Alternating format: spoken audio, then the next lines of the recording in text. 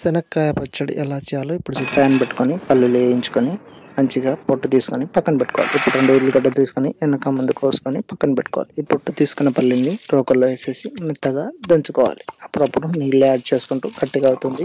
దాన్ని ఇటు అటు కదుపుతూ మంచిగా మెత్తగా రుబ్బుకోవాలి. మెత్తగా రుబ్బుకున్న దాంట్లో 2 స్పూన్ల కారం వేసేసి మళ్ళీ రుబ్బేసి అందులోనే 1 స్పూన్ ఉప్పు వేసి మంచిగా టేస్ట్ తగ్గట్టు మంచిగా రుబ్బుకోవాలి. ఈవెంట్గా మంచిగా గ్రైండర్లకు మంచిగా నీట్గా రుబ్బుకున్న తర్వాత 2 ఉల్లిగడ్డలు వేసుకొని కచ్చాపచ్చా దంచాలి.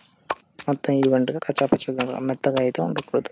కొంచెం కచ్చాపచ్చా దంచుకున్న తర్వాత ఒకసారి రుబ్బుకొని పచ్చడిని అయితే తీసుకోవాలి. పచ్చడిని ఒక ప్లేట్లో తీసుకున్న తర్వాత మంచిగా ప్లేట్లో తీసుకొని ఒక గిన్నె తీసుకొని అందులో ఆయిల్ పోసేసి ఈ పచ్చడిని అయితే అందులో యాడ్ చేసుకొని మంచిగా నీట్గా కలిపిన తర్వాత ఆయిల్ అయితే పచ్చడి పీల్చుకుంటుంది.